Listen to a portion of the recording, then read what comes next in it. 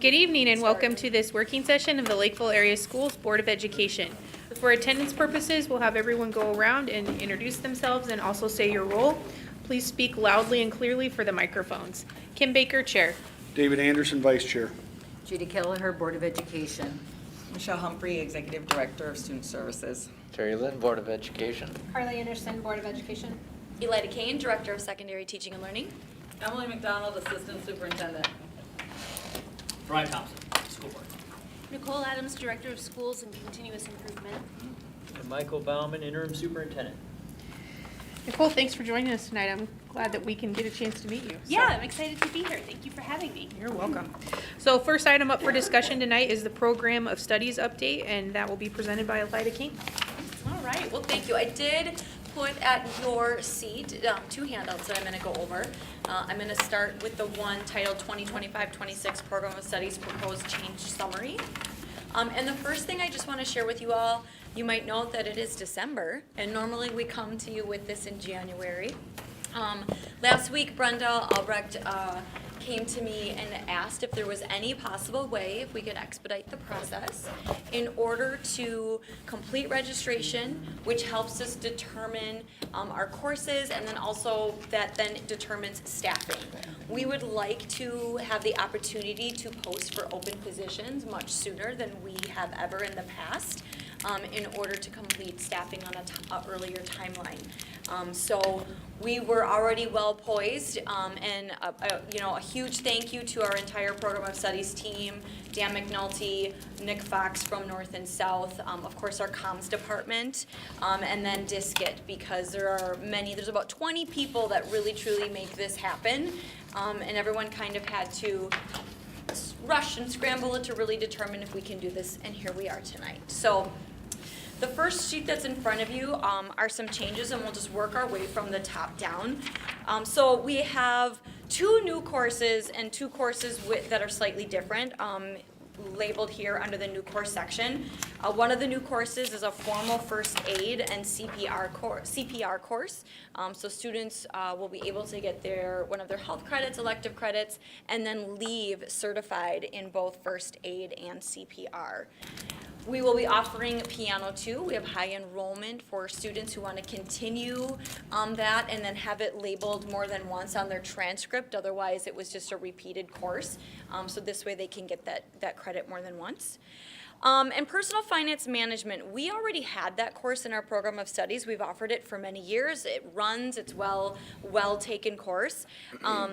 But you may recall, or maybe not, in May of last year, state legislation did come through stating that all students starting in this year's freshman class are going to be required to take a personal finance course in either 10th, 11th, or 12th grade. So we have been working with our business team. Those teachers have been in already, and they will be periodically throughout the rest of this year to update the standards to align to the requirements from the state. And then the fourth one there is AP Pre-Calculus. We already had an honors pre-calculus course, and the teachers who have been teaching that class were just ready to shift it to an AP course, noting that our students were ready for that as well. So that will be a change for this year as well. Mm-hmm. Questions with that section before I continue down? I have 5, but I'll wait. Oh, Brian. Go for it. Okay, so I see that we're adding 2 new courses. Yes. Does that mean we need to add 2 additional staff that we weren't anticipating? No. Or is this a reallocation of existing staff that have these kind of skill sets? Yeah, so for example, with the first aid and CPR course, we had a health issues class, a stress management class, and a couple other health classes that actually had these 2 things woven into them. The teachers are going to remove those items out of that class and create one separate class. So right now, we won't have any staff increases for any of these courses. Right. And so with what you were saying about the health issues class, I believe that is a it's a required class to graduate. Correct. And students can do that online, in person, or over the summer. Yes. And so is that health issues going to be morphed into this first aid and CPR, or are you going to have 2 separate ones, and why? This is a completely separate course that kids will choose to take. Many students who have interest in health career pathways or or human services of any sort, like teachers usually are first aid and CPR certified, often want to take this and get that certification. So if a student chooses to take the first aid and CPR class, will that count towards their health? It does requirement? not. You still have to take the required health issues class. But if you take the health issues class, don't you still have to take CPR as part of it? No. Okay. There's some instruction in CPR, but you're not certified in CPR. You don't Right. leave certified. So Right. you still have some emergency response knowledge and skill set that you're going to get, but you're not going to leave with that certification. Okay. What else? Okay. What are we not having? So never mind that you already spoke to that. Oh, the pre-calculus one. Yes. And so, can students take pre-calc without taking AP pre-calc? I'd have to look at our So if program. a person who off the top goes of my head. through, as an example, if they're doing Algebra 1 freshman year, Geometry, Algebra 2, one would then have to jump to AP pre-calc if that's the next course. But if they're not ready for AP pre-calc, then what do they do if they can't do pre-calc? Does that make sense? Yes. And you don't have to answer that now. It's a question that, because I want to make sure that folks who are seniors, Yeah. what pathway can they take? Because I know that for those who may want to go to an engineering field or a STEM field, a calculus class or a pre-calc might be warranted, and an AP might be not something they're accustomed to if they haven't done an AP course in that manner before. Sure. Make But sense? this is shifting like an honors class to AP, Yeah, right? this, Right. this There would is, be a yeah, general it's not. pre-calc. Yeah, there's always, in the past, there's been a regular pre-calc and then an Okay, honors I'm pre-calc. As long as there is, then I'm I good. just want to say, yeah, I want to make sure I can say, yes, we have regular pre-calculus Okay. as well. I Thank just you. want to make sure I give you Yep. facts. I think we're good to move on. Okay, so eliminated courses. Eliminated courses come up every year for a variety of different reasons. Maybe we no longer have the certified staff for it. Oftentimes, more often than not, like the advanced broadcast and advanced journalism that you see on here specifically, if we don't run a course 3 years or more, meaning students don't sign up, we don't have enough kids to register, then that indicates to us that students no longer have an interest in that class and we pull it. Obviously, we cannot pull the state required core courses, but for our electives, that is what that process we normally follow. And then it opens up more space for some of the new electives like you see above. The honors principles of biomedical sciences, human body systems, medical intervention, and biomedical interventions were part of our Project Lead the Way program that we did sunset. Sunsetting those courses due to dwindling enrollment and the extremely high cost of those courses continuing. And then Honor Spanish 2 we have listed here. And to explain what's going on there right now, our Spanish teachers are in formal revision. So they are looking at the updated National World Language Standards. They've been working really hard the last year to update and restart Spanish 1. They are currently working on Spanish 2. And how they feel in this moment is that next year they want to live and breathe that course and really experience it alongside their students before they can determine if they have an honors designation. So they don't want to out the gate say, we have honors and we have regulars without yet teaching that to truly understand what that rigor would be in order for there to be an honors designation. So it may come back, and I support them in that decision making to do what's best for students. Go ahead. Can you give me a definition of like, what is it, how does a class become honors and how is one not? And if a class is considered honors, is more accelerated or just a higher level, why don't you just call it like Spanish 4 or something? So I just want to make sure, because there's going to be students. Yeah. And there's a little bit of stereotype that they're, oh, I'm not in honors, but Yeah. all my other friends are. Am I not at that level? Yeah. If that makes sense. It does. Okay. So like 1, 2, 3, 4, that's usually like scaffolded learning. So you have to have 1 before you can have 2, before you can have 3, before you have 4. So we do have that and we always will. Honors designation means that the course is more rigorous. So it's going to be more complex, might move at a faster pace. There might be a heavier course load. So slightly more difficult than the regulars course. So that's the difference between the two.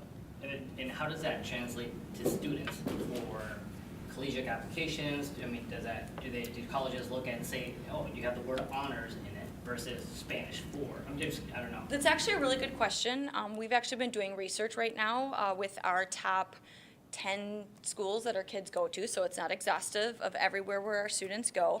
And most of the universities and institutions actually strip the transcript. So that means that they take away all of the weighting that there may or may not be and put it all on a 4-point scale in order to even the playing field. And they do that because every high school, every district kind of determines things different. For example, we don't weight our honors courses here in Lakeville, but we do weight our AP courses.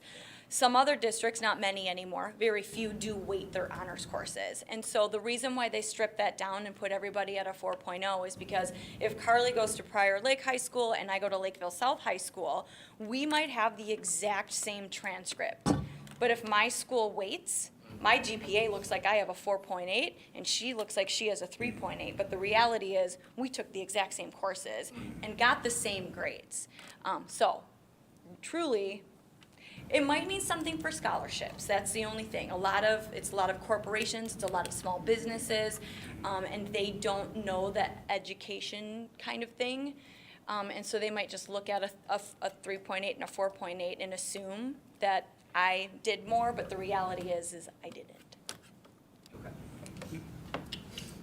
All right, thank you for that. You're welcome. And then the last question that I have is that I believe maybe it was last spring, there was, and maybe Judy, you went to it, there was a science class where they did a chemistry thing, or maybe it wasn't a chemistry thing, it was an AP thing, and it was college oriented. Yes. And then it got like discontinued.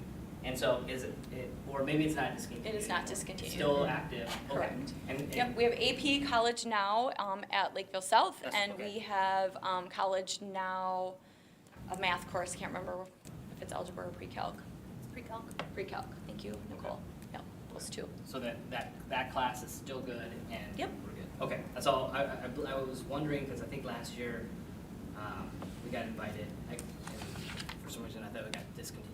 I think there weren't enough kids to take it that next semester is why they didn't, it just wasn't offered because they didn't have any students Okay. at that. So it's at not that that We we're point. not don't running it at that time. discontinue we just don't until have you kids. have 3 years, low- at least. 3 Three years. consecutive Right. years of Yeah, no it was just enrollment. that one It was semester. just that one semester. Yeah, so we just still not have offered. We still have it, correct. Okay.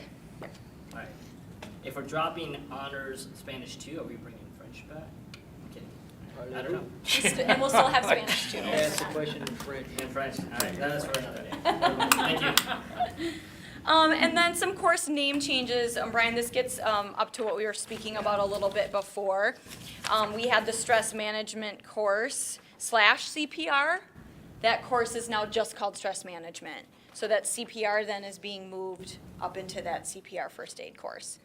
Health issues is being moved to health and wellness, and that aligns with the updated national health standards. Introduction to business, marketing and technology, the name is moving to Introduction to Business and Marketing. And as I already stated, honors pre-calculus is moving to the name of AP pre-calculus. So with that then, the other changes shift to that timeline, which is that second sheet you have. As I explained earlier, we are bumping this up. So we are down about in the middle here at the December 10th. Here's where we're at. We then will have the just approval for you all to have at the next board meeting in the consent agenda. If you do have further questions for me today, I'll take them, or if anything arises between them, please don't hesitate to reach out. And then we will have a formal presentation, as always, at TLAC. We did give them this little taste last night, just to let them know they always usually get to go first. So we didn't want them to think that we were leaving them behind. But our teachers will formally present these new courses as well. They've worked really hard on presentations, and I know Carly has seen them in the past, and Terry has seen them in the past, and it's a nice opportunity to hear from all of them. And then our registration will open officially on January 30th, with the whole process ending by February 14th, which puts us about 2 full weeks ahead of our normal process. You know, I think that's a great idea because there's less and less teachers out there every year, and the earlier you get your staffing figured out, the better it's going to be for hiring. Well, and our goal was always to have the hiring posted in February, and we were doing that for a long time, but it always was the end of February. So to have it moved out to the beginning of February, I think is really great. I do too. So my one question with the registration timeline, Is there going to be better coordination with special education when it comes to the ninth grade families that are coming from eighth grade and moving to ninth? The transition meetings for special education don't occur until the spring. And so one of the consistent feedback that we get from special education families is that they tell them, please don't sign up for the courses because we need to know, we need to have that meeting to know what type of class your child needs, if they need co-taught, if they need, you know, a different type of course than what you would know to sign up for. And so then the families miss the cutoff for a lot of those classes because those meetings have not occurred yet. So I'm just making sure that we're thinking about that since we are all moving up the timeline again. Yeah. And making sure that those families have the information they need to get their child signed up. So thank you, Kim, and Michelle's here, and we can definitely touch base with Elisa on that and the Thank team. you so Yeah. much. I'm so glad that you're here. I'm like, it's perfect that she's here. Yeah. And our hope then after meeting yesterday, Judy, is that we expedited this process in about a 36-hour time frame. Good for you. Yeah, like I said, thank you to all those amazing people who have helped do that. Our goal next year would maybe to move this up even another 2 weeks, and everyone thinks that it is possible, so, Yep. yeah. Yeah, Good idea. Brenda had shared that with us, that January was her goal. Yeah. Good. Sounds good. So, thank you. Any other questions for me? If board members have further questions about this, maybe they go home, they think about it, they have another question, can they just reach out to you with Absolutely. that question? Okay. Yep. All right, thank you. Thank you. Thank you. All right. Nicole Adams, you are up with the Joint Powers Agreement for Statewide Health Improvement Program grant. Okay. That's a I'm sorry, mouthful. can I ask a quick question? Are we voting on the changes this next week, right? Yes. December Yes. 18th. Yeah. Yeah. 17th. Consent. On the 17th. Comes on the consent agenda for approval. Correct. So Right. you'll see the entire document. Yeah, but it'll be on the but agenda we to like vote to on. outline, because Yep. a lot of it just remains the same, so we just like to outline. No, I was what's just making sure we were voting on it Yes, then. thank you. Yep. All right, Nicole. All right. Well, thank you so much for having me. I am here just to share some good news and also just to give you a little preview on a joint powers agreement that will be on the consent agenda next week. Our department has applied for a SHIP grant, which is Statewide Health Improvement Partnership through Dakota County, and we were approved for an $11,257 grant. And so you have in your packet, I believe, just a standard joint powers agreement that would allow us to enter into contract with Dakota County to start developing a plan for this $11,257 that will be used for staff development around trauma-informed responsiveness and restorative practices. I can't tell you exactly what we're going to do yet because we just got approved for the grant about 2 weeks ago with those as our targets, but we will be looking at providing some professional development through vetted MDE resources for our school success liaisons, possibly counselors, possibly administration. It's all going to depend on the cost of training that we find and how much we can afford to do with that amount. So just wanted to share that with you in advance. And this, all the work needs to be complete by October 31st of 2025. So there'll be follow-up reporting with the state, and certainly happy to share back with you at that time. Sounds good, thank you. Any questions on that? Yeah, can you elaborate more on, what do you mean by trauma best practices and restorative practices? Sure, What is yeah. So trauma-informed practices and restorative practices, sometimes you hear them used almost interchangeably, but they are a little bit different. There's more and more emerging research that students who have experienced various forms of trauma, we need to have a different approach when we are interacting with them. And so I just want to be clear, it's not therapeutic-based services at all. It's simply as educators, are we taking the possibility of the fact that we're working with students who have experienced traumatic childhood events into account, and are we tailoring our responses to that? So some of the principles around that are things like expecting the unexpected responses of a student who has experienced trauma, and then being able to respond appropriately, calmly, and really centering thoughtful interactions with that student and to hold space for healing.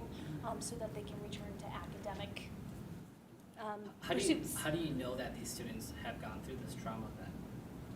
Well, a lot of our students have had, trauma is a very broadly defined term, but it can be any adverse childhood experience. It could be loss of a parent. It could be separation of a family. There's a pretty broad gamut. So it's the idea, there's a pretty good chance that most students at some point have had a difficult experience. And so using trauma-informed practices for all students, it can't hurt. So you don't necessarily need to know, although you may. And so employing those practices as your basic standard helps all students. So, It so- could be the case, let's say, that a student's having behaviors in a classroom Mhm. and a teacher might connect with a parent where they might not know the nature of the trauma, but they're finding out that there's things going on in home or Yeah. that kind of thing. So Yep. or they might be showing certain behaviors that might suggest they've been Mhm. exposed to trauma. So we're providing training potentially for teachers to identify if they think a child may have a traumatic event? No. No. We're providing training for responding to students who may be exhibiting symptoms. But the Can I teacher give then you an has to- example? But the teacher then has to decide if that student is exhibiting those examples. Not technically, so when we talk about like, I think you're thinking more like medical type side, and what I'm thinking about, a lot of times when a student has experienced a traumatic event, the things that they need to help them feel safe and secure in our environment are predictability, are understanding like who their person is and who they can go to, like if they have an issue. So we may be putting something in place to structure up their day, to give them a picture schedule, to make sure that they know exactly what's coming next, understanding that there may be certain things that cause, that may bring that traumatic event back. For example, I had a child that had experienced a traumatic event at home, and loud noises would be very triggering. And so sometimes like we would say, oh, you know what, we're gonna have this assembly today, and it's gonna be really loud. Is there something we can do to help you through that? And sometimes they would sit in the back by the door so they didn't have to be as close. I mean, it's just making sure that we're accommodating our environment to make children feel safe. Does that make sense? Yeah, I guess so. Well, I'd have to learn more, and maybe I'll have to better understand it. I mean, if students are getting this, do parents get informed that these students are getting this kind of treatment that no other students It's might? not All- a it's treatment. not- It's Treatment not for a all treatment. students. It's accommodations that we would use for all students. Yeah. It's Yeah. helpful for all So then students. all staff will be educated on this. Well, because it's a small dollar amount, we're looking at staff who are engaging with students who have a higher likelihood. So for example, our school success liaisons. But our school success liaisons are being funded by the A&I budget. Correct. Right? Yep. And so that budget is targeted or designated for the diverse the minority population. Yep. Okay, so this is targeted just for that population? No, not necessarily. We are also, as I mentioned, we are looking at our counselors as well, who are working with all students. Yeah. It's all gonna depend on what is the cost of the training and how much we can afford to do. So we're gonna cast the net as widely as we possibly can for $11,000. It's not gonna cover everybody. Right, No, but if you're covering counselors, then counselors could provide those supports to classroom teachers. yes, When they come across it, that's smart. yep. Do we know the number of students that are in this space?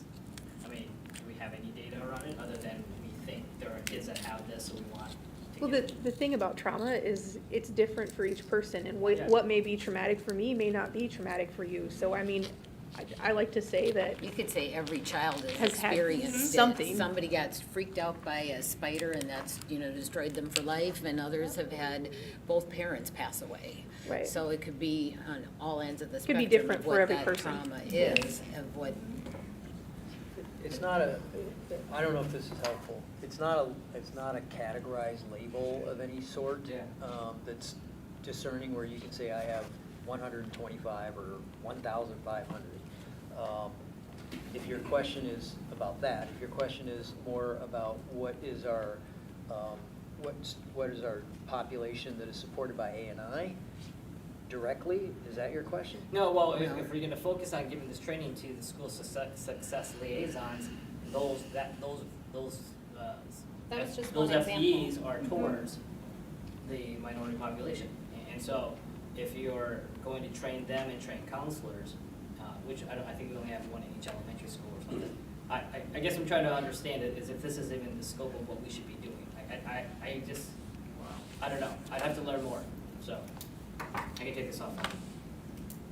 Is there more information specifically that I could provide you that would help? Well, I think if a kid is going through trauma, it's like, where are the folks involved? Are the parents and guardians involved? I mean, it's, I don't know. I think I'm having a tough time allocating resources, training on something that, like, I don't know if this is in the scope that we should be doing. It might be. So- Is it? I think it might help. If it's like trauma, No, so I don't know, maybe let me use this example and see if this helps. Like, back when we went from teaching and we started getting into differentiated teaching and stuff, helping teachers be able to teach to the different students' needs. And that's all they're doing here, is just training people to learn how to address the individual needs of the student, and just saying, okay, this student's a problem and this is how we fix that problem. Instead of just having a blanket fix, they're trying to train the teachers to figure out how to have a more specific solution to each child's situation, whether it be through learning, through trauma, through just whatever they're doing. So I think what my hang up is that when I hear the word trauma, I have that classified as a high priority. It's a Sure. medical, clinical, Right. not like, maybe your norm, your bell curve norm. Yep. And so when we entertain staff that are going to be trained in this space, then does that expand the scope of our school district's general responsibility, core responsibility? I think this is deepening it because it's giving them a broader skill set to be able to come up with different solutions and be more specific about what they're doing. Again, the trauma can be very little or very big, and as they're going through this, they may uncover that there was a bigger trauma that needs to be professionally handled, and we have partners and stuff that we can bring in with the parents and stuff to do that. So do we do that today? Do our teachers tell parents, I think your child has a bigger, deeper trauma? I mean, like, It's not really for us to say.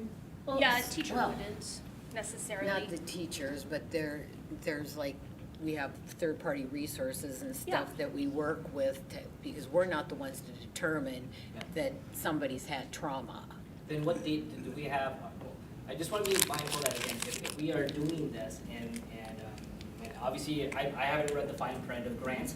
Are there things that we need to give back to them because we're going through this program? Do we need to have certain data elements that say, all right, we went through these kids, this is how many that we went through this program, or we're just teaching them? You know This what is I mean? specific, the data I need to provide is what is the training, what were the hours, and who were the staff involved and the Okay. extent of the staff. It's really much more focused on building staff skills, adding to their toolbox, Yeah. than it is about identifying students, intervening with students. It's another way to deepen our practice. And so part of that will be further fleshed out once we get the money, or if we get approved. Yes, yes. You're just submitting the grant. Yeah, we're approved. You are. Yes, we are approved. Okay. The next step is we would have to, you as a board would have to agree to enter into contract with Dakota County for them to give us the money to do Okay. this. So then, does the board then approve whatever plan that you're creating? They approve the contract, Okay. and then the contract would outline the components that we're required in the plan to have. And administration approves the The plan. for. The plan is teaching and administrative. learning as a PD function. Correct. Okay. Yep. Okay. That's all I got. Thank you. Yes. And if you do have further questions, let me know. I can, once we sort of have a plan in place and we know exactly where we're going, I'm happy to share back. I'd like that. Okay. I think that'd be good. I mean, because again, the school success liaisons, not everyone goes to them. Correct. And if we're gonna take advantage of an ROI and making sure that all staff are the maximum number of students or reach, whether it be counselors or even SRO officers, you know, I mean, those folks could also be Sure. part of this space, so, okay. Thank you. Thank you. Thanks, Nicole. Thank you, Nicole. All right, our next item for discussion is the joint powers agreement for open point of dispensing, and that is Mr. Boutman. Oh, I got that one? It says Okay. Michael. Yeah, well, I guess I started it in my previous role a long, long time ago, and we've been doing a partnership with Dakota County Public Health with facility access for emergency contingency point of dispensing. I want to say we did do something with Lakeville South a while back. But what they've asked, in the past, it was administration level, and they've asked that it be elevated to board level for approval. So it's continuing that relationship with our public health service. Is that, you have it in your packet, right? We did get it. This is, no, I'm getting ready for the next item, but yes, we did get something in our packet. Can you clarify, or I'm not clarifying, can you explain what is open point of dispensing? Or So, open point? let's say there's a natural disaster of some sort, like, I don't know, COVID, just kidding. Don't Don't say it. Let's just say there was some mass need to dispense either medicine or a vaccination of some sort or supplies of some sort for public health. Our facilities would be available to the Dakota County Public Health System. It's a partnership of cooperation and support. And I know that in the instances of practice that we've done and the instances where I can't remember what it was that they needed to dispense, and in my head it was Lakeville South that did this, but the coordination is pretty significant in that they just don't walk in and take over your system. They might need a gym, they might need, you know, a space that is of a certain dimension, and I think our high schools both fit those needs, and I felt like we should continue, and I would urge the board to continue having that relationship with our county government. Do we get funding out of it? It's no cost to us. There is, I can't remember if they actually use the facility. My understanding or recollection is that operating costs are covered by the county. Yeah, it was minimal. It's just like, Because we would have to maybe shut off space, there would be some of that kind of scenario, there may And for be the some use of the equipment utilities and- utilization, so we would essentially bill them based on what that utilization is. I believe we charge user fees, right, for facilities? We do have user fees, I don't know in this instance if that would apply. Any further questions? No. Okay. The last item that we have, so I'm sorry, I do have a question on that. So Michael, this is gonna be on the agenda as well for voting on? Yes. the board- everything under discussion that says recommended action would mean that we're voting on that. Yep, Next week, though? Yes. correct. Not tonight. Well, yeah. All right, the last item that we have on discussion for recommended action are the Board of Education policy, the 200 series. I want to be mindful of this, that we may need to make some adjustments to the discussion of these policies based on the questions that were related to them, keeping the discussion within a reasonable time frame tonight so that we still can complete the last item on the agenda, which is the superintendent review process. So I do know that there were several questions related to these policies, and there were several that we went through. So I'll just, we'll go ahead and start. Well, I don't think we should rush this just because we gotta run to the third one, to the last one. If you I'm wanna not do- saying that we rush it, I'm just saying that, like, depending on how long the discussion takes for a few of these policies, I may be moving a few of them to the next working session to discuss at a later time if the discussion takes that long, just based on the number of questions In the that. past, we used to have minutes down that we would like to use. What do you have in mind from time? Well, Well, it's 7:30, so I mean, do we want to allot for an hour? so, yeah, Midnight, yeah. midnight. No. I mean, if they're We'll policies, see, yeah. we'll see, I mean, Well, the do you wanna just jump to three? discussion is good. Do you wanna just jump to the next one, and then we'll come back to policies, cause I've got packets that we can discuss. Oh, boy. Well, Sure. hey, I mean, when else are we supposed to discuss these? I mean, this is how I'm fine we're with, supposed to operate. I'm fine with switching the order of items on how we Shoot, discuss the right next now, board just so that we anyways. can leave the policy to the last discussion, if everybody else is fine with that.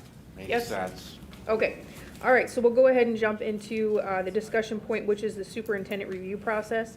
I tried to keep this discussion item pretty broad on how we were discussing it, just based on what we have going on. So I'll give a little bit of an overview. The board had started the superintendent process with the hiring of interim superintendent Michael Bauman, and then we went into having an RFP that we put out to get some bids on hiring an agency to help us look for a superintendent. During that time period, after we sent out the RFP, Mr. Bauman came forward and said that he was also interested in being the superintendent. So at the time when the board discussed that, we decided to halt the process on looking for a firm agency, and then at the board's request, we posted the superintendent opening for a period of 2 weeks. That posting ended, I want to say it was like Monday, the 26th, if I'm right, and for November. And there were some applicants that were in the pool. Board members could come in and review those applications if they so wished, and that period ended last week. So now we're at the point where the applications have been reviewed, we have a candidate that's interested, and the board needs to make a decision on what they would like to do next. Does that kind of summarize it for everybody? Yes. Yes. I All think right. the applications were gonna be reviewed today, so I did not look at No, them. I sent No, out no, an email and was no. We very, were all to go No, in and no. I to went review and those. interviewed. No. Yeah. I came in And, today and just to make sure that we be mindful of, for those that reviewed the applications, the data privacy, when we're discussing any applicants, to make sure that we're Yes. mindful of that. We want to make sure that, people's confidential information remains that way, and how they're discussed is also respectful. So I'll go ahead and open the floor for discussion on this topic. How would the board like to proceed? Let's just, I didn't get a chance to review the applicants. What did you think of the other applicants? And it should be. I see a need. Can I just make one statement too? Mr. Bauman also applied, so, Yeah. yeah, he was included in the Yeah. applicants. Correct. Thank you.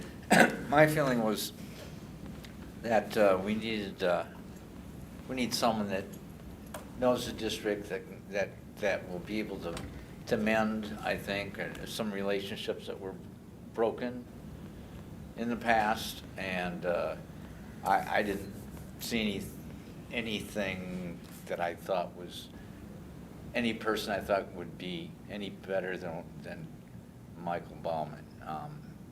He's got, in fact, I don't know if anybody would be better than him, because he's got the skills to do.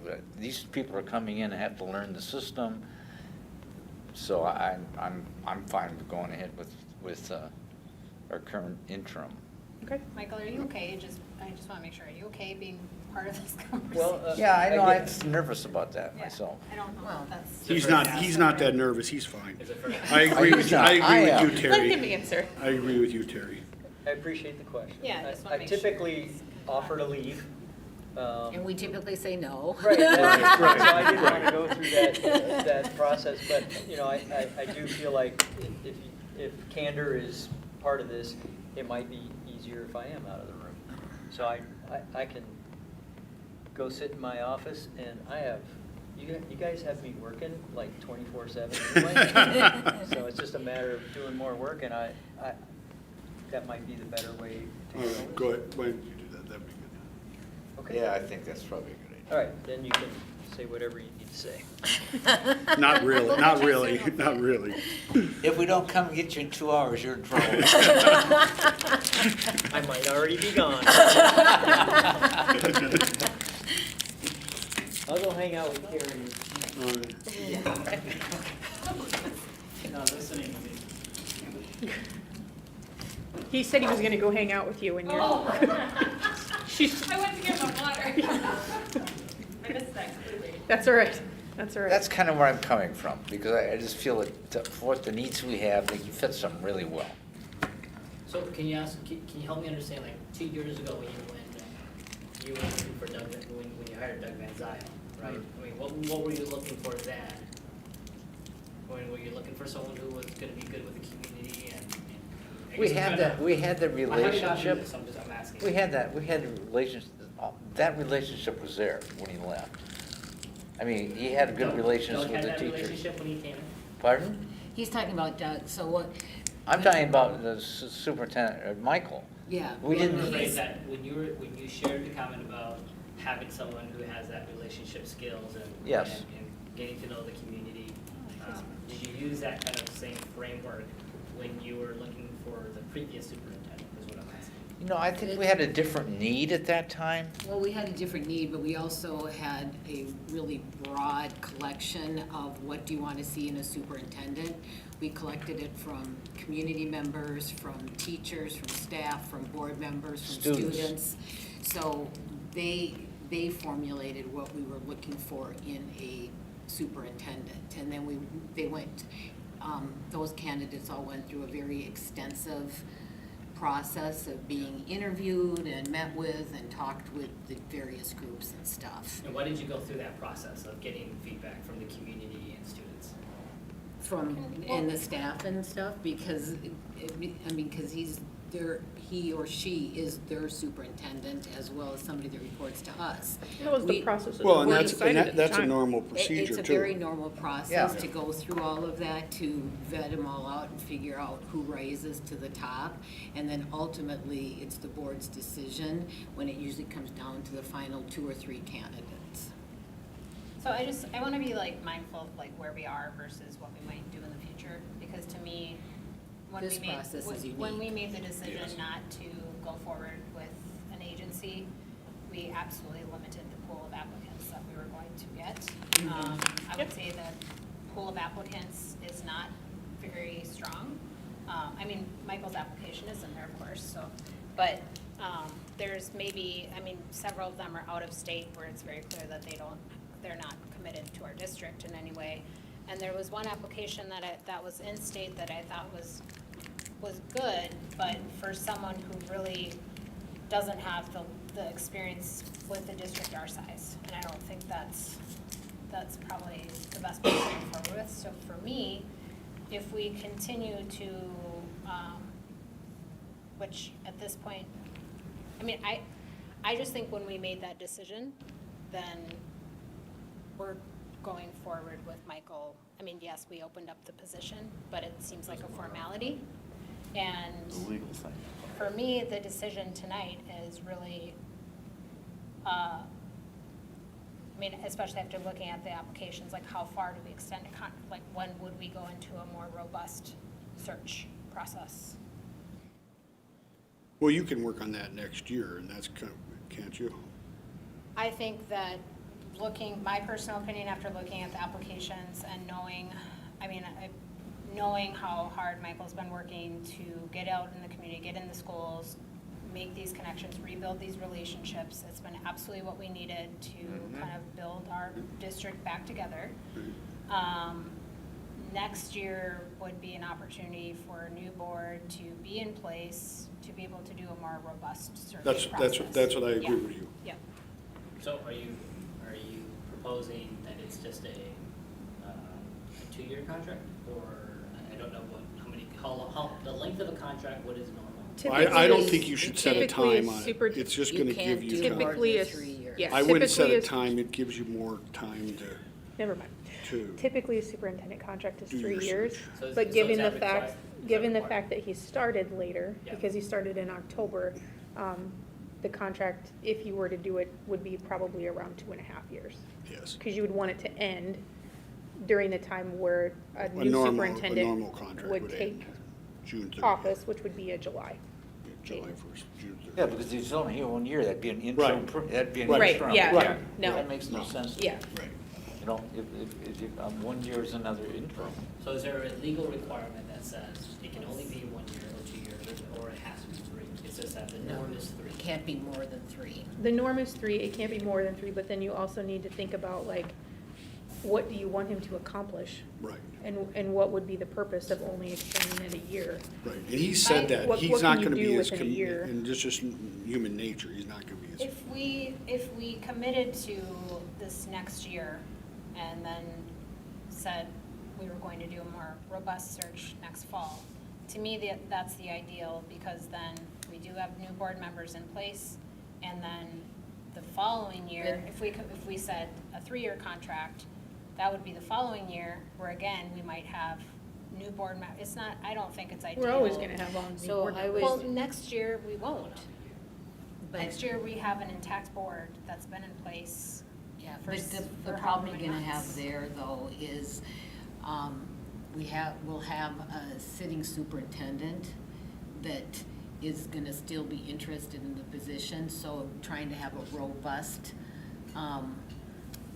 search, you're still not gonna get that if the sitting superintendent is able to take the position. So, I mean, if he would say, I'm just interested in sticking around until you find a new superintendent, It'd be an interim. then he's willing to. He's interested in I- 3 years. Yeah, I don't think he's But interested in staying past that. Because he's interested in the position, you have him interested in it, you're not gonna get a robust Right. search.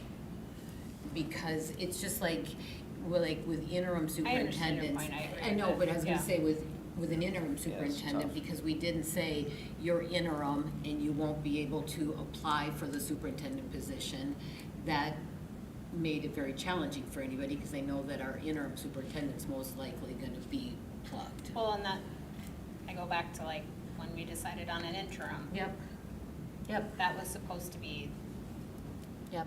the situation, and it's not. Mm-hmm.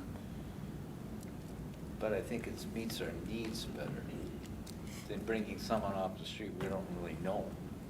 We know what he can do. And what Well, I he's done see in the past.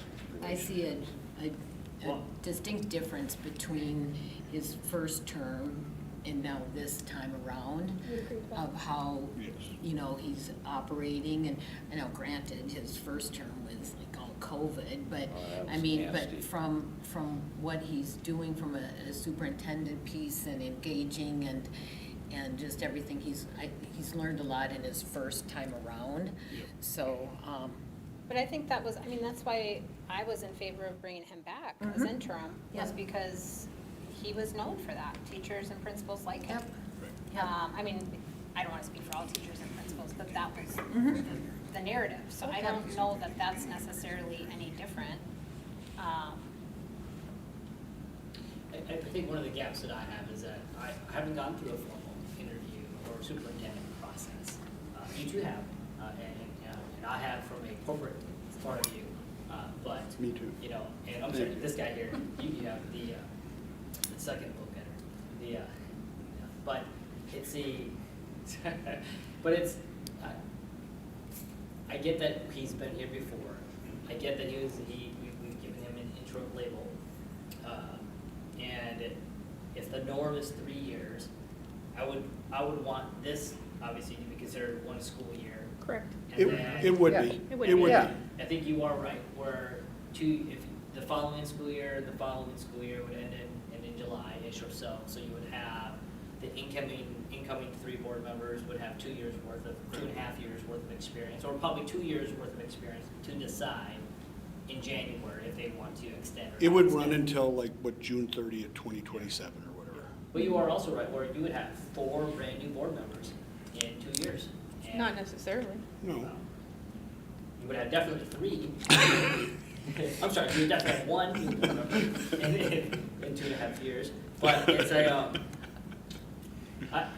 a, I have received a lot of feedback I've got some text messages from just some family members and friends and those in the neighborhood. I've got some emails from community members within the business community and non-business community that have really appreciated his presence within the schools. And so His leadership. Yep. And so that doesn't mean things are gonna get done just because they're in the classroom or in the school building. And so I think there are parts that I'm still missing, which is maybe the execution side of things. And maybe as an interim superintendent, he may not have had the opportunity or the capacity or the authority to It's a execute different on role. those things. It's a different role. Or the desire. Yep, but the relational side of the house and networking and getting to know and trying to understand, I think he's done really, I guess, the feedback that I've received is it's been favorable in that space. And so, that's what I was just sharing.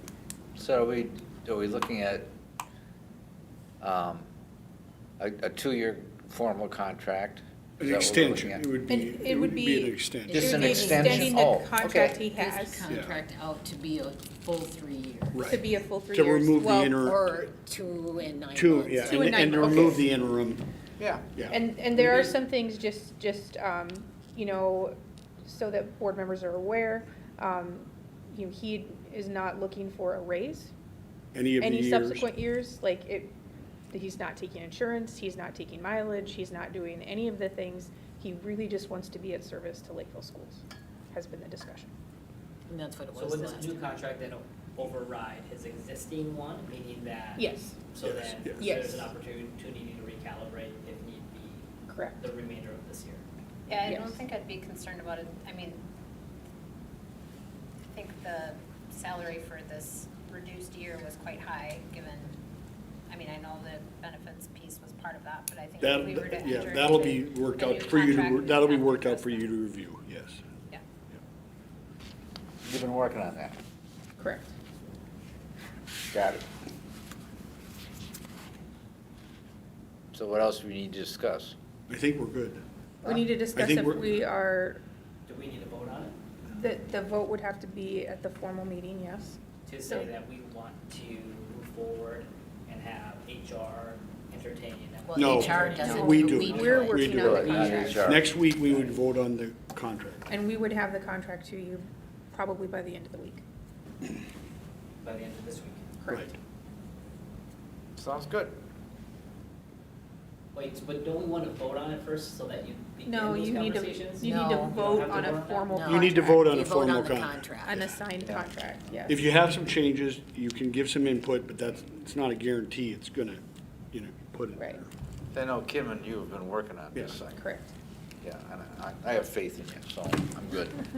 Wow. Glad someone does. Thank you. I always have faith in you, David. Thank you. Have you connected with incoming board members at all? Has anyone connected with incoming board members on what they think as well? They would be They don't, considered the if that same as board members community till members. January 1st, it don't really matter what they think. They're board members on January 1st. Except- Well, it doesn't, I Except for mean, Brett. Except for my who? guess is Except for hopefully Brett. that Except for they're Brett, he sitting takes here over. Oh, yeah, the that's December true. I 18th. forgot that But one. hopefully they're sitting here or listening and, as a community member, they have every right to share their 2 Yeah, right, cents. and I haven't had any negative at all, so.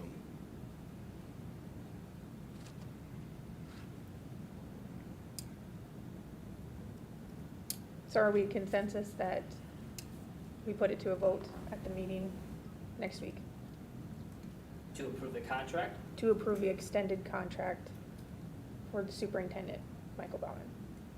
Not Yep. an interim. Yep, Well, I won't be here next week. yep. What? I won't be here next Yep. week. You With wouldn't an be ending able to date do of, what that? was it, June June 2027? June Oh, 5-1 30th, again. 2027. We're good. We good?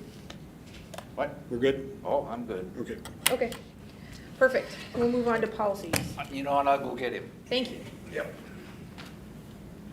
All right, is there a particular policy you want to start with, like one, just because I know that we may be pressed for time depending on how the discussion goes. The one that I was looking at that needed updated right away based on the notes that the policy committee provided was 210, which was the conflict of interest policy. There were some statutory changes to that in 2022.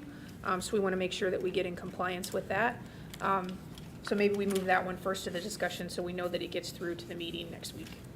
So is everybody okay with that? That's where I was gonna go with it. Okay, perfect. All right, do you want to start with discussing 210? Doesn't look like there's a whole lot on that one, but. Yeah, I don't even know that I have it all printed out. 210 just had that one change. From 8,000 to 20. Yep. Yep. So I don't know if there's any questions or anything that people want to make on that one. 210 is the conflict of interest policy. It's strictly all statute. It's all statute. Like I said, that change happened in 2022. Section 3C is, needs to have the $8,000 figure updated to 20,000. Yep. That's really the only thing that I see on that one. Oh, I don't know, Terry, where did he go? He went to the bathroom and then Oh. Terry went to get, How about we wait for Michael. those two? What's that? He said, why don't we wait for those two? Yeah, that's what I was. Okay, that's fine. Thinking the same thing. I'll talk to him later. Okay. We're on 210. All right. So I started with 210 because it was the one that we needed to update based on the changes for that one to make sure it gets through to the meeting.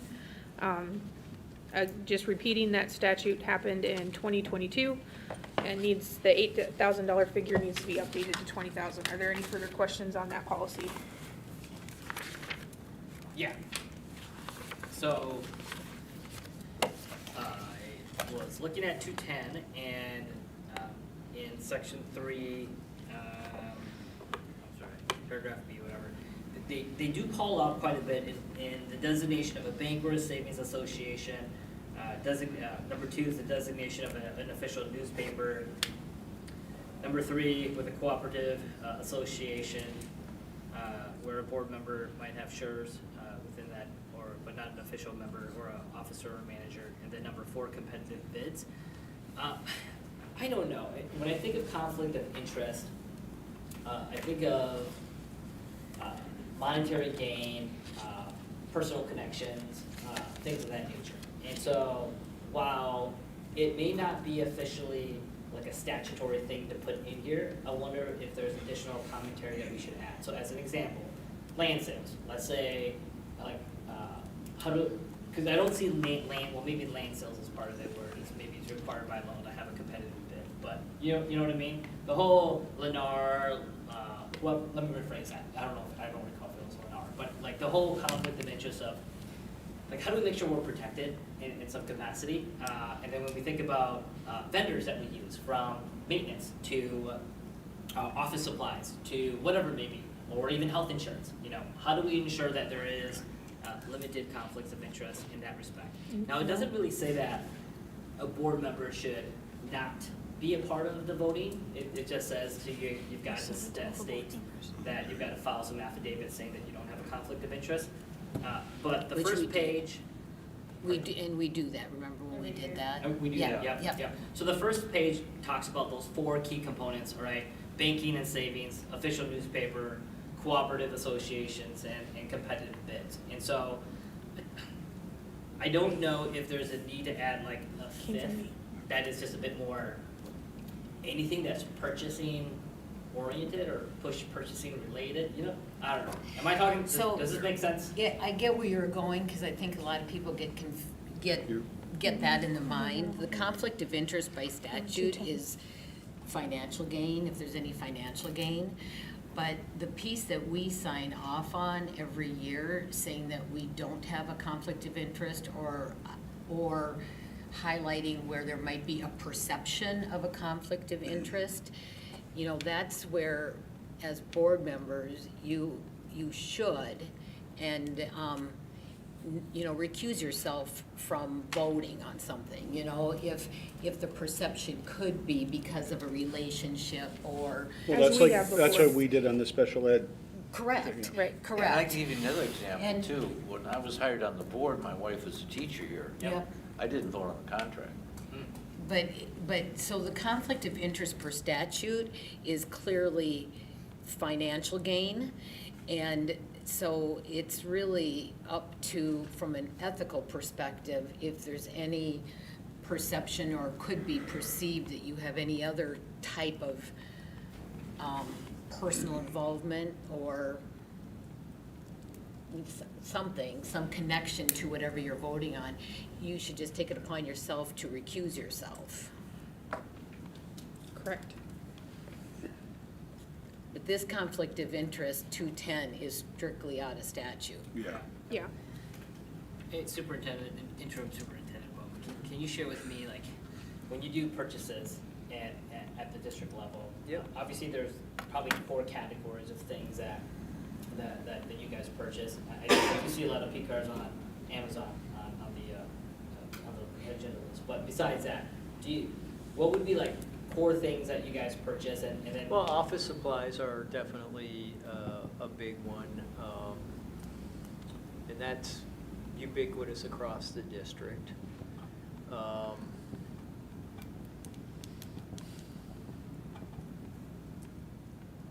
Facilities. Yeah, I'm just trying to think of the more, kind of the more vendor-related. Yeah. um, I don't know if you guys do like Fuel. shoveling or. Well, we do, yeah, we do Paper. do. But I guess that's office supplies. Yeah, I look at paper that way, copiers and all that. I kind of Lamination. put under that Technology support, umbrella. like subscriptions to. Well, yeah, we Apps. do have subscriptions. Those are usually, well, I guess you But could aren't have a those board all members. competitively bid out? Yeah. Yeah. We have to follow so there are financial thresholds where you have to get multiple bids. We have to follow bid law for processes like that. I'm trying to think of things that are more in the category of what you're talking about here. And I mean, maybe fuel, yes, we have to do, although the competitive bid, we hit the competitive bid threshold on snow removal, so that would really be, and if you had if well, you work for United Health Group, Yeah. right? But again, that's a whole competitive process with an health insurance committee, and we're self-insured. I kind of know where those are, and if I really ever thought there was a potential, I would pick up the phone and call you and say, do you see what I see? And Maybe I think for me, that would be an area that I'd like to learn more of is what are the mechanics of the competitive bid process? oh, absolutely, we can give you there's a whole Another book day. on Yeah. what our requirements are, because we are governed by state It's in statute statute. and regulation on all of that stuff. But you absolutely can give you, either the board collectively or individually, kind of a one over the world to give you what are the thresholds, what are the criteria that we have to meet, what are all those requirements. Happy to do that. And they also have thresholds on what needs to be approved by the board and stuff like that. And Right. statute has it, but I think our district has always been lower than what statute is, hasn't it been? Yeah. Yeah, Yep. so we have lower thresholds for approvals and stuff than what statute calls for. we certainly But I do. think the big Unless concern with something this changed in the last 2 years. is we are wildly out of statute, or compliant with the statute. Right. Yeah. Now, but again, I believe that just because our document might be out of compliance, if the state statute is updated, that trumps no matter what we put on paper. Yeah. Right, but I don't feel like there's any question or reason that we wouldn't move this policy forward I to would vote agree. on. Yeah, this is the one that I have the least amount of questions. Okay, all right, so let's move on. 210 is gonna be on the agenda. Oh, I thought we had gotten through all the other ones. No, I'm No, we sorry, just we started Just backwards. kidding. I'm We just started kidding. backwards. I was wishing that too. Dare to dream. So the next one that I'll bring up for discussion, because I just want to keep track of how many we get through, is the 203 series. The notes that I have on that says that, So, go ahead, sorry. yeah, no, I can talk to this. So Brian, I know we had initially started talking about this and started to kind of work on it, but then we were gonna come back and figure out how to break this out. So I don't know if you remember, but MSBA had agenda, consent agendas, rules of orders, procedures, and governing rules and meeting outlines in 6 different policies. Was there a reason why we did all of these so quickly? I mean, Well, most of them are already done, like this one and stuff, Yeah. but, so this, and I think it's important to have these updated and at least have the current board be familiar with what these policies mean and the intent of them, so that, so I'm assuming. to bring on the new board members. So MSBA had this 203 series in 6 different policies. We had it broken out into 2 policies. And we took it to breaking it out into 3 policies. So what we did is we put the operation of the board, the governing rules, and the order of our meeting procedures into 1. And then we took the procedures and the rules of order into another one. And that one had very minor changes to what we had in place. And then we created a new policy for the meeting agenda and consent agenda, because I know you had mentioned maybe making that its own policy when we were talking in policy. And so that's what we did. So we took our 2 and made it into 3, which is still consolidating the 6 that MSBA had. So like meeting agenda and all that isn't a different. So like when you split it see up. all this stuff Yeah. that's struck out, That that's just was- because that- it's you over moved it to in that this thing, new yeah. policy Yeah. 203.5. Yeah, So like this 203 is really just talking about the So there's- governing rules. so there's nothing really controversial about this, is there? Let's just, Well, Oh, there, no, this. there I'm is. looking. Well, I don't know, we'll have Yeah. to find out. So what this isn't this really, what this is? The 200 series. Yeah, the the two- 203. 203 series. Right, the meeting order. The 203 is really just around. Meeting order, right? Yep, Well, the some of rules them of are. order saying that we are operating under Robert's rules, and that the meeting order, one of the things that MSBA has on theirs is like a sample agenda, and it says similar to, because it doesn't have to be exacting, so we just put a similar to, but ours is in there. And then that was it, and B and C were already in the other. Dave? What? We're good? Well, I have some questions. Like what? I guess like one of the things that I've struggled with is just the rules of order when we're using them for working session versus regular session. And based on law, like anytime the board has a quorum, then it's a meeting, right? So even this is considered a meeting. I think it. But they have up here regular board of education. I know, that was my question. Okay, So, all the thing that I'm questioning is, should we be using Robert's Rules of Order for working sessions as well as regular sessions to clear up some of the gray areas that we've ran into? So that really should. That- that's a good partly- point. I don't know, I I'm would just be asking. next board I conversation. I I'm just agree. asking. I agree. Yeah. That's Right. So then maybe we should pause on these and then discuss them then, because like when I look at the 203, I just- 4, 5, 6, 7, 8, 9, 10, and now we've got the handbook, right? And so the handbook, it has a lot of procedural components to it where you would want to weave. Well, I don't in- think you need to pause on the regular board meeting. We've got a lot of we've got a lot of handbook things that we wanted Yeah. to build out. And the handbook has a lot of procedural pieces in it that you would want to weave into these existing policies of 201, 202, 203. Policies aren't procedures. So so you could reference in the policies to say, go reference the handbook, which is not in there. So when I'm looking at, Hastings Public School District, there's 200 series, they have a brand new policy that isn't within MSBA that clearly articulates as policies are going through the 3-year review cycle, procedures may be pulled out and placed separately from the policy to allow for staff. I mean, they've got a policy specific around differentiating the two.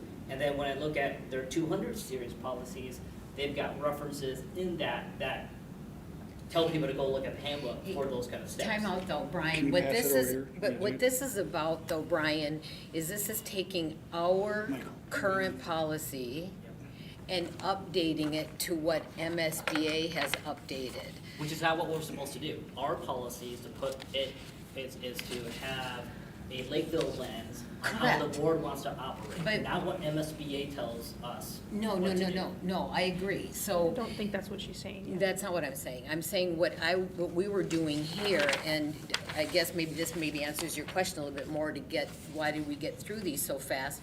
Because this is just updating it because we have either old verbiage or, updated statute information or whatever. So this is getting us up to date with what is legally accepted because it's been done through MSBA.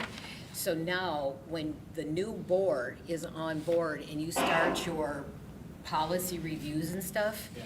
you're now reviewing this through the Lakeville lens because it's now been updated with the MSBA side. So this is just to get it up to date, pretty much legally and with the statutory information. And so like, that's why, and just breaking these out just makes it a little bit easier. So there's not a lot, like if you look at 203.01, you know, we changed the one word from insure to ensure. And then, they didn't have a J, so we added J. Yeah, I've I don't never know, I seen mean, that. if we're gonna, This is different than that. if we're gonna go Right. through these anyways, then, I don't know. Well, I mean, just think about it from a brand-new board member. Yep. You know, trying to figure out how to take an old policy, update it to MSBA, and then put the Lakeville touch on it. So if we can get it there so that it's MSBA, then all they're really doing is reviewing the policy and not doing all the mixing and the matching and all of that. But I do like, that. This is a good one. Yeah, it's a Th- good This is, a good- but it's. But that's but- for next. Right, but that's board. kind of different also than This that is one. different. It is, but that plays a part in how we Yeah. wanna design the 200 Yeah. series. But That- the that's what I'm trying to 200 say. series can be designed. But now we're with just, your new yeah, but board. now we're just talking about the agenda here, you know. Yeah. You But I mean, you can always change. Well, I only you have can always questions about change it. 203.1, and it's really just related to, are we using Robert's rules at all the times that the board is So that'd be meeting? 200, 203. 203.1, yeah, that's the only one I have a question on. The others, I Well, mean, are 203 just, I'll check that. are this fine. Well, I but- think you guys should decide that. But that's, 'cause that's. We're done. you- I don't think there's no requirement that we do Robert's rules during a work session So or it is, professional our development. policy says that we use Robert's rules for regular board meetings. Right. And, you know, any meeting of the board is a regular board meeting unless we do a special meeting or an emergency meeting. But we've always had an agreed to protocol at the beginning when we start our year and talk about these policies as a board, that we have a more casual setting for our work sessions to Right. do a flow of conversation. Right. So if that's. No an- decisions generally ought to be made But during a working session. here's We the- just made a key decision literally 10 minutes ago. So so those are the things where I feel like we get in this With no gray, voting. with this gray area of the law, but we're voting on it at a regular meeting, like it's going to vote. So, I Yeah. mean, all we're doing was saying it's going to vote as a recommended action. But the thing where I feel like we get in the gray area is when we make a decision at this table and say, during a Well, working session, and say, yep, this is the procedure we're gonna follow, and then we go back to the lawyer and they're like, but you didn't officially vote on it because you weren't using it, so then we have to go and do the exact same thing that we were doing.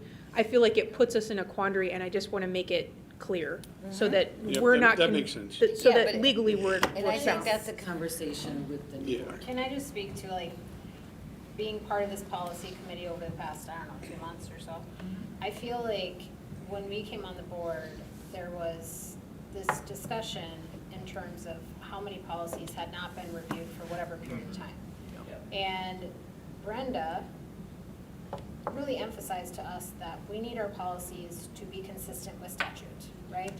And so, to me, the goal and why there are so many policies coming forth is because we need our new board members to come on with policies that are consistent with statute. So whether we want to introduce some new pizzazz in the new year, great, we can always reopen this, but we cannot move forward with outdated policies that are not consistent with statute. They're not compliant with statute. They're Compliant, illegal. right. They're So- How old illegal. are they? So what you're saying is you want to be compliant now, and if they want to, if you guys want to yes. change them next year, you can. Yes. That's a good idea. Right, but I Can I mean, just say the, one thing? literally, we're only talking about the 200 series. I am so sorry. Because all of our other policies aren't updated either.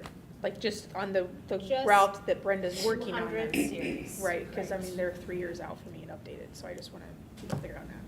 That makes sense to me. Superintendent. Yeah,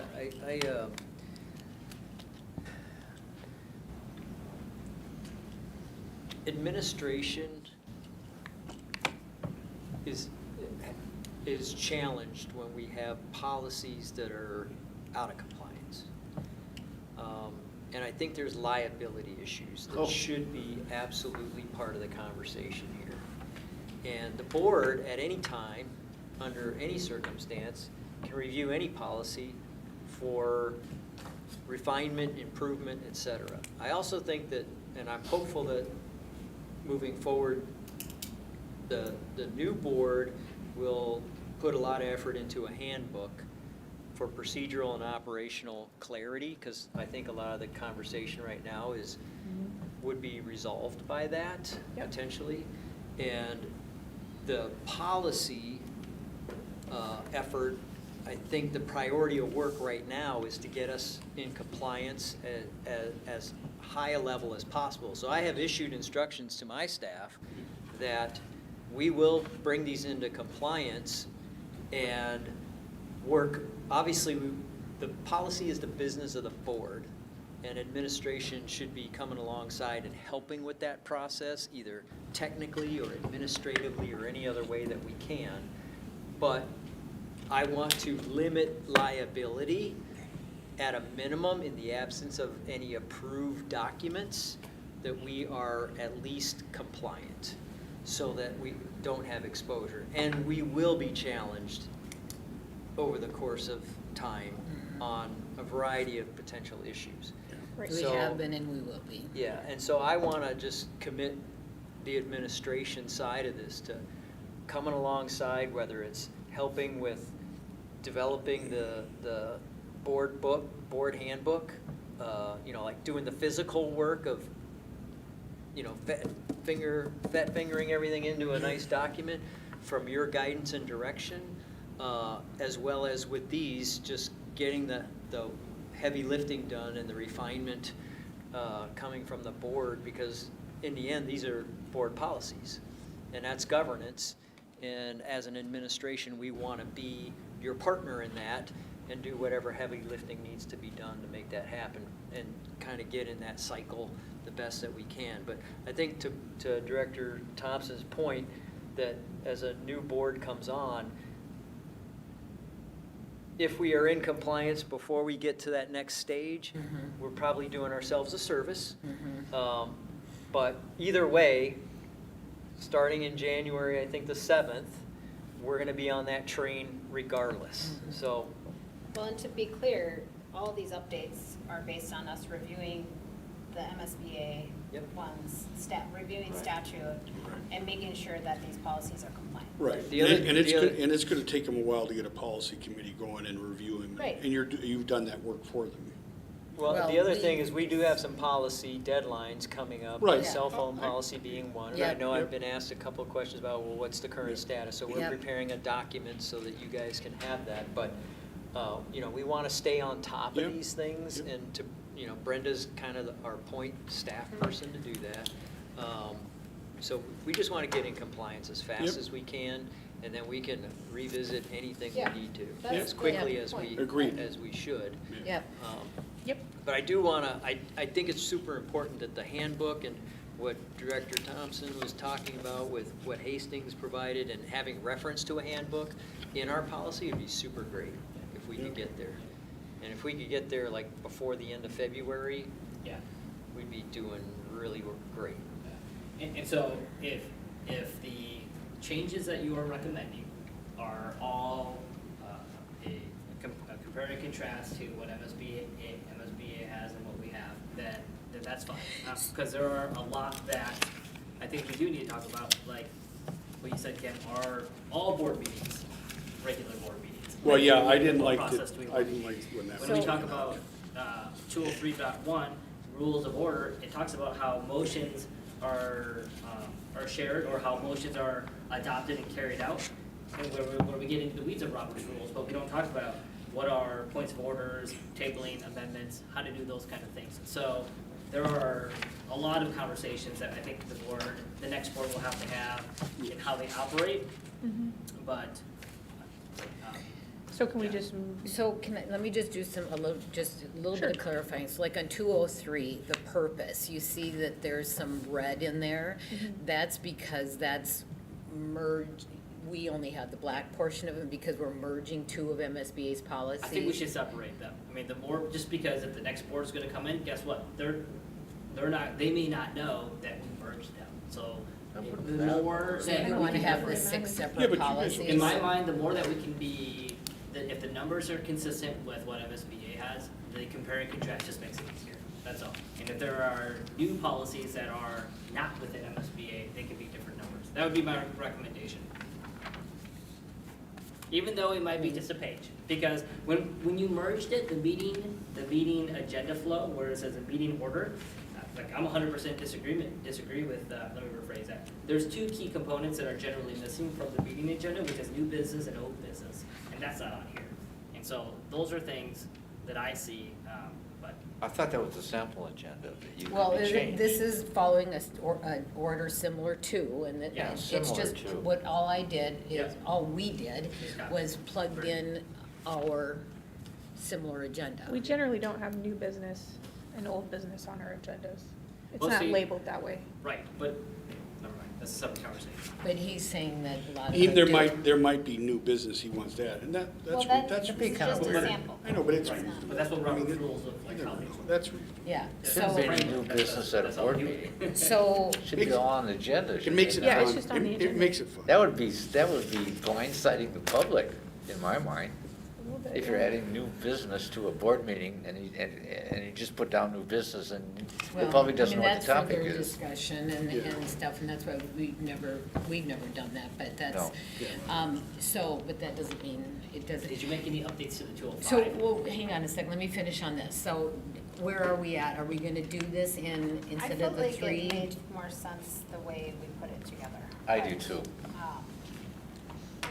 I mean, if in service of like getting these passed, if we have to break it into 6 policies, I'm fine with it being combined into the way that you guys had it. I don't see any need to break them down. I think it makes sense, the way that you It combined definitely did not make sense to have a meeting agenda policy and a consent agenda policy. Because I Right. thought it was better to have them together I because agree. it helped people understand what the differences are. Yep. And stuff, so, so that was that was the 203 series. And then on 205. 205, you said, do we make any changes? Yeah, so we went through this the last time, Brian, and you had some thoughts of what you wanted things added.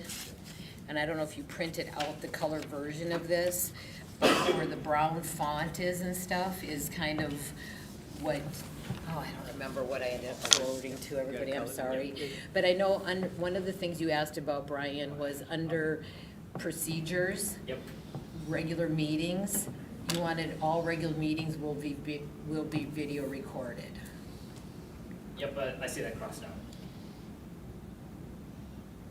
Is it correct? It is I crossed didn't out. see it. I would like all regular meetings to be video I recorded. would like all It's meetings, crossed whether they're out? special or. Yeah, it's in-person. crossed out on the one that we were crossed sent. out brown. Yeah. Oh, Um, it's not, I'm sorry, it's not crossed out on mine, I'm My sorry. reason is accessibility for the public. I mean, these microphones, it's hard to pick up. When I think figure out- about disabilities too, like if we're up there on using those microphones and people can see it, I just think it's easier, but that's just, I'm just one board member with an opinion, so. So all meetings, so like what happens if we have one of those emergency meetings and what if we don't have somebody here to videotape it? GoPro. I don't know the answer. I guess we have to Use get your somebody phone. here. Well, I think We we should have have an to change- exception then. we'll have to Then change you our- need to have an exception. Change the process. We'll have to Sure. change our internal Flip the switch. processes in order to accommodate that, and we might Yeah. have to have a, Well, like And you're a gonna have to- duty roster I was or gonna- and call. you're gonna have to, change the stipend that they Is get part of paid and this like stuff. what is put He into said that practice? he said that they have the video recording for all our meetings, they just don't share the video, they only share the audio for working Well, sessions. we're so talking they're about doing it. special But we're doing, situation. if we're doing special session meetings and Right. the board development meetings and the emergency meetings and all that kind of stuff. Well, you're not gonna videotape the professional development Well, meetings. right, that shouldn't be. But that's not what, Right, but you're right. saying that all meetings, Well, you would have to have some stipulations on that, because, professional development, if you're bringing in a corporation and they're doing development with you, then for proprietary reasons, you would be able That, to that, share. would, that wouldn't qualify as a regular meeting. This No. is my question then, is like, what if this should really just be policy versus what we decide is our practice? Like, we could going into next year, we could say, we're going to record all work sessions and end of month Yep, meetings. you're right. And I don't think that has to be in the policy that we're recording every meeting, because then we get in a situation where we can't and we're Right. out of compliance. Yep. Well, That's a good I would point. like to. It's a because good point. As a community member, I don't want the board to be able to say, no, I don't want to do it anymore. Like, I want it in the policy. but The they board can, can. because they can just change the policy then. Well, they can't, but then it'll be recorded that they are taking it off. But I mean, I whether get it's in it. policy or procedures, you're talking about it in a public meeting about what your agreed to practices are. practices. And you're all agreeing to it or not agreeing to it. So whether it's in policy or in the procedural manual, it's getting discussed You publicly. know what, you guys decide what you want to do. It's, I mean, it's, fine. yeah. I think there's merit in the discussion, but I also agree with Carly, I think that, we could do it through the handbook as part of the procedure, I don't think it needs to be in policy. I agree with that. I'd be fine with that. Well, then you give yourself a little flexibility. Yeah. too. Yeah, right, I agree with that. I think we That's a don't good want to point. pigeonhole ourselves into situations that could potentially put us out of compliance. Right, I agree. All right, moving on. What's the next one? It looks like, Judy, it is 2:07 No, wait, public hearings. Brian had more on 205 though. nope, I don't have any more. But you do, I just want to, I have a couple of things just to make a point of. There was something about, oh, right here, under the written materials, and what section is that? Looks like it was, Section under procedures? 4. Yep, the written materials, can you go back up to that? Yep. So, keep going, it was further up. There, under written materials, you had talked about, wanting to have the materials available and onto the website and all that kind of stuff, and you laid out a very detailed written piece about what you wanted. And when I went back into statute, it really aligned to exactly what 13D.01 subsection 6 was in statute. So instead of writing out the details that you had talked about, I had just added in here that we consider the subject matter in compliance with Minnesota statutes, and I listed the statute that you referenced with all the details of what you wanted done with the written materials instead of writing it out. Because I think it's important to reference these statutes so Yes. you and community members can Yes. go back and read them Absolutely. in more detail. Yep. And then go, and there was another one, okay, right there, go back. Yep. You asked a question about the mediation process, and it says they're open unless the commission or bureau closes them. And so what I found out about that is they're basically, they're never open. So we don't post those meetings. They're never, like Brenda said, she's never experienced them being open. Michael, I don't remember if I talked to you about it. I think I talked to you about it, and you weren't sure, but in talking to the old HR guy, he said they are never open, they are always closed. And so we don't post for these meetings because they're never open. So that was a question that was asked. And then another question that was asked was, the existence of parent complaints must not be the sole reason for the Board of Education to renew a coaching contract. So that is actually written in statute, and we asked why couldn't that be a reason? But if that is a problem, there's, like Carly had said in the meeting that night, that there would be bigger reasons in addition to the parent complaints. The parent complaints may push it over the edge or may escalate it to being reviewed for removal of the coach, but it can't be, it's just because Terry complained about you. So it's written in statute, so. I never do that. Yeah. Never. And then, wait, now, under the purchase and sale of property, it was mentioned that a few board members wanted it stated in this policy that the district will hold a public hearing. And this statute is actually just talking about the exceptions to open meeting. And we do have a public hearing policy that would be more referenced, but like, so I personally don't think it would be appropriate to state in here that with the purchase and sale of property, that we have a public hearing, because one, if we're trying to But you're giving your buy leverage, you're giving a property, leverage. we're giving our leverage away. But I do think the board should be aware of the public hearing opportunities, so that if we are selling property or doing something that we know that maybe we want to have a public hearing about it, but I just don't think it's. And you could get input from the public, you just don't have to talk about the price, you know. like- Right, and I just don't think it's appropriate to put it in this policy, because this policy is Yeah. specifically about the exceptions. Okay, And I think that was all that was asked in regards to that policy. I do like the referencing of the statute in there. All right, 207, public hearing.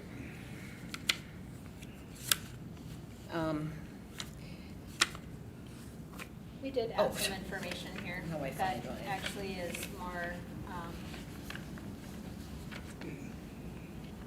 related to what's on our website. Remember, Judy? So if we're saying that in 205, we're not putting the public hearing one in about the land sale, are we adding it in 207, public hearings?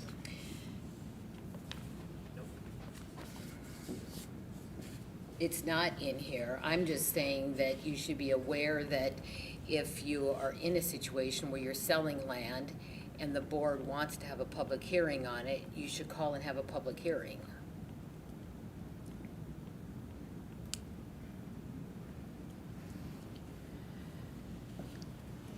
I mean, again, we didn't really change too much from what MSBA has, because I think it's more appropriate for you guys to have the discussion. Yeah, I'm just looking at, you know, the land sale that we dealt with as a board, and the different groups that were using the land would have came out during a public hearing, and you would have had people come and say, this group is using the land, and that group is using the land, and we put this on there, and we would have had that information, and we didn't have it, and I guess, like, when I look at it, I would have liked to have that information. Well, that's what I just before said, the you could decision. talk about the uses and stuff and not the.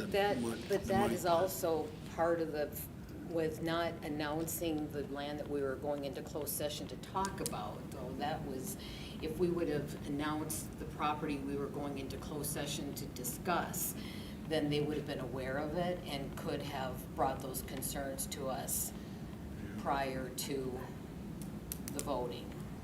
I would say, like, for people onboarding, or just thinking about this as an ongoing board member,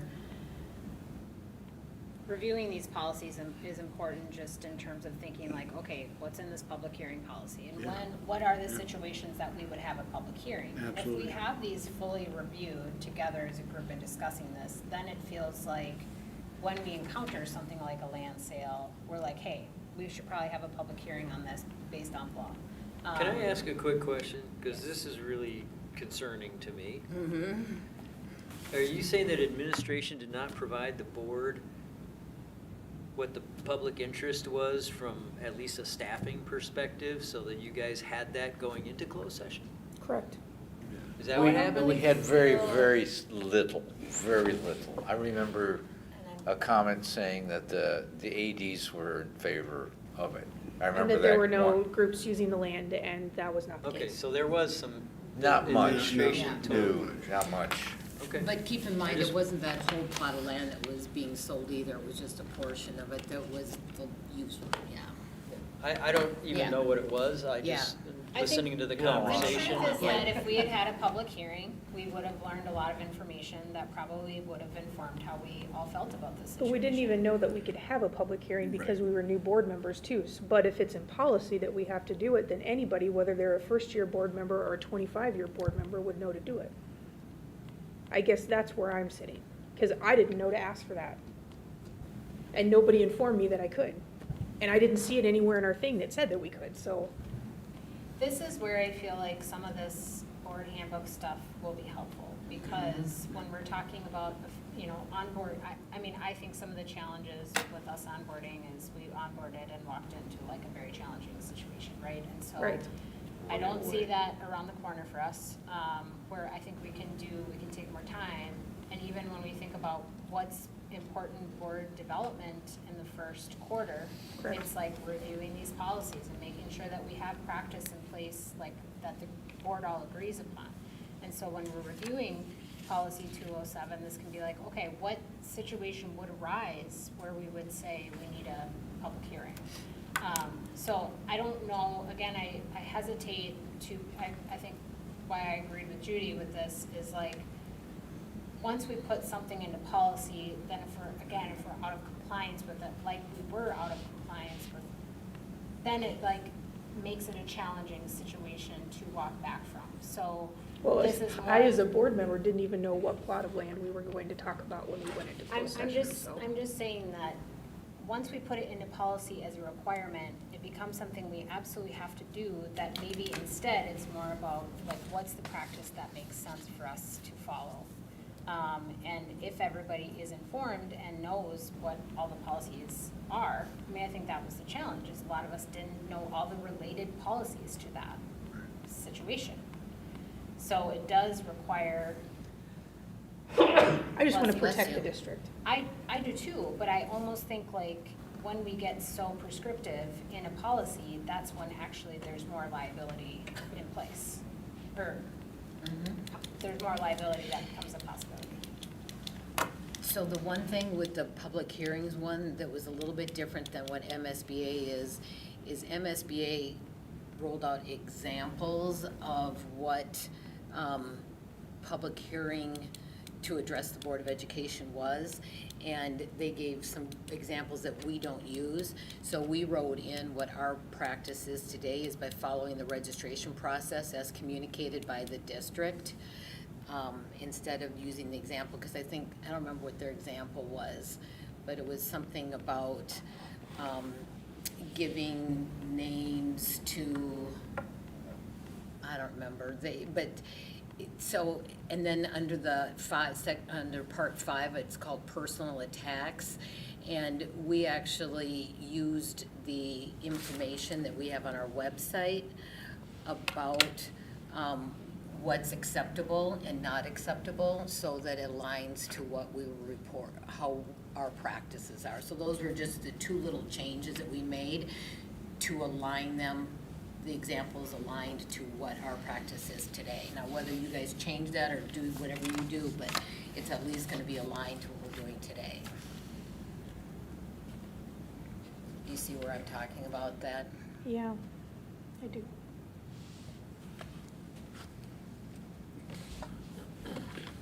Okay. So when you have this public hearing thing, especially for sale of land, you're gonna have to cross-reference it or make sure you, with the closed session requirements.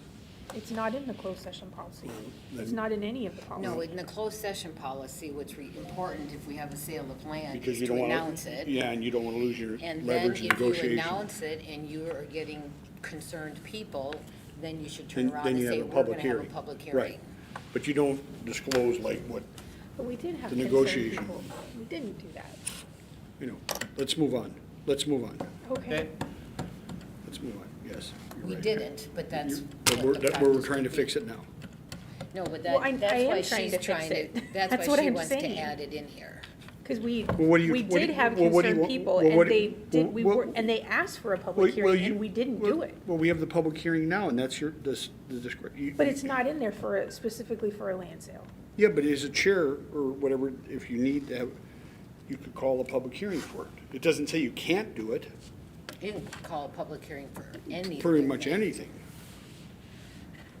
And you just have to be then careful about what, for closed session things, is what I'm saying. And you can work with that. So the question is, if we start putting something in here for closed session specifically for land, sale of land, then do we start putting in Yeah, I don't, for other I don't think you should, things? I don't think you should detail it. I think that should be, I You still know? think that the public should have input. yeah, I didn't say Yeah. they And didn't, have but, that I don't, when if the you start district is detailing it though, selling if you start detailing it land that though, they own. then you get in, then you're gonna get, I don't think you should start Yep, detailing. well, Okay, all right. Like I said, I'm one person on a board, so that's fine. No, you don't have to, you don't take that, you have to take that attitude. There's no attitude, I'm just saying I'm one person, I'm just So it says- expressing an opinion, and if the No, but majority don't there agree, could then be, we there move could on. be, So there could be Kim, situations where this we says don't even this- know. This says the purpose of this policy is to determine procedures to effectively receive public input. So it keeps it that broad. yeah. So then that allows you as a board member or a chair or board to whatever, decide which items do we need to receive public input on, whether it be Because that could be very boundary broad. adjustments, It could be very whether broad. it be, yeah. Okay, We want to keep it broad. But Okay. Kim, I feel like we have lived and learned, and that's the point, right? And like that's, of course, we don't want future board members to experience what we did, and so then it's more. right, so then I'm how do thinking we- about like, when we have new people that don't know all of this stuff, Yeah, Well, but you're gonna be here see, to tell You're gonna them. go through the 200 policies. it's gonna have to be in the handbook. We're gonna have to reference it. Well, Yeah, I but, don't- but I think it's Yeah, yeah, important I don't think to so. review Yeah, the I actual agree. policies themselves. You're not wrong. No, We didn't say you, absolutely not we didn't wrong. say, we didn't say you were wrong. No, I didn't think that you did, I just, like I said, everybody gets a voice in the process, and when the majority is like, we're good, we can reference it somewhere else, I just think. I would have then rather it's had okay, the we can public move on. comment, hearing before the thing than after, right? So, Right, yes. and are we good on that one? Yep, we can move on, So 208, on development.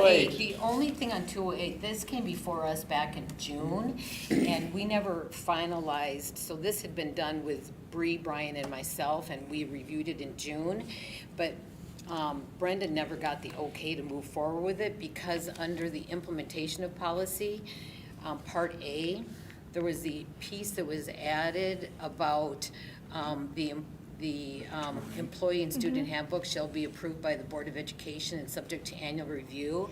It had been recommended, the attorney happened to be there that night for the meeting when I we remember discussed that. this. Yeah. And their recommendation was not to include that sentence in there.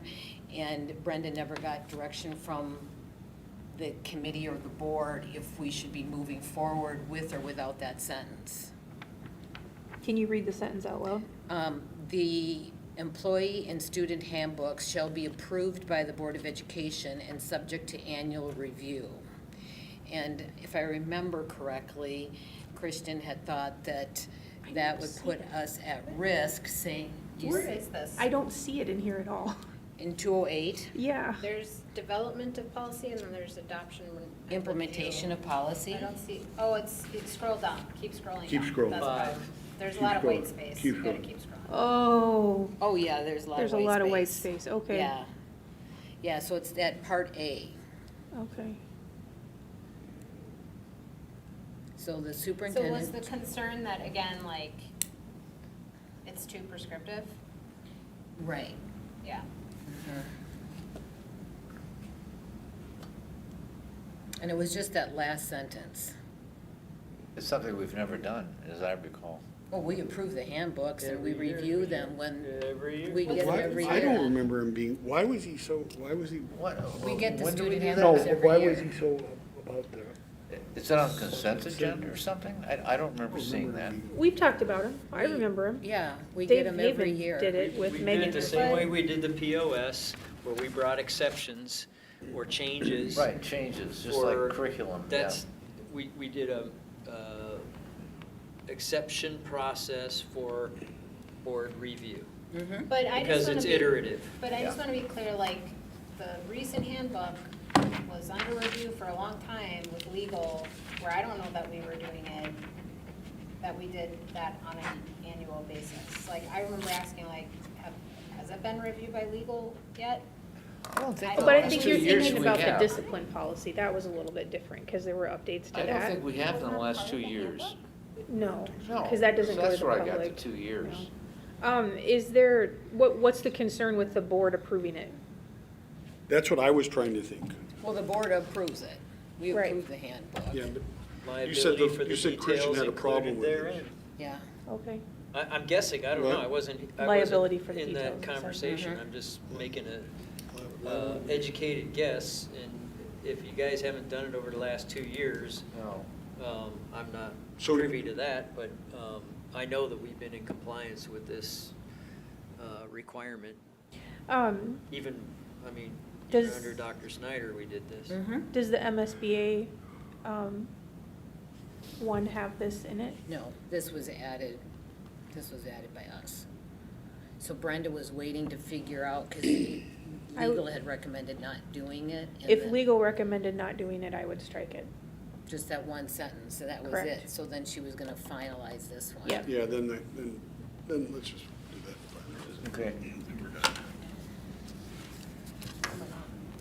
All right, and so then we're on to 209 Code of Ethics, because we already did 210. And there were no changes on this None. from the MSBA original one. Okay. What else you got? Let's just make sure that, like, because this says adopted November 26, 2013. I'm sure that this has been reviewed since. Oh, it has been, but that's Yeah. what Brenda's doing, is Right. adding the review Yeah. date, because all of these have Right. been reviewed. They haven't been reviewed with this board, but they were reviewed every year with all the other Right. boards. We would review them every year. But, yeah, I just think. Yeah, she'll change the it needs date. to say Change the that. date. Yeah. Are we gonna vote on these then? Yep, so then Okay. we'll just, there's And no then- changes Just on this group one. We'll them just together. Yep. move it forward to 209. So all Okay. policies that we discussed tonight, 203, 203.1, Put 'em on the 203.5, consent. Put 'em on the 205, consent. 207, 208, 209, and 210 we'll move forward to vote on at our regular meeting next week. Which basically aligns us to all of the statute and MSBA. And For we're the in 200 compliance, language. yes, And then, we're in compliance. yeah. And so then. You feel better about that? For the 200 series. 200 For the Yeah, 200 so just so series. you know, I've given Brenda the task with a team to prioritize policies and based on their dwell time of coming out of compliance. So if statute changed, then we need to make some adjustment there. I've asked her just to do the compliance piece and then prioritize those. And then we also have due dates for some, the cell phone policy is the one that pops in my head. I think there's Right. another one. It's February, that's, yeah. Well, I think the one on May, isn't it? cell is March. March, yeah. March 1st? So March I 15th. have the team working on March that, 15th so is the cell in phone. preparation for the new board that seats to be able to say, this is the priority work for this reason, and seek the guidance at that point. All right. Yep. Sounds good.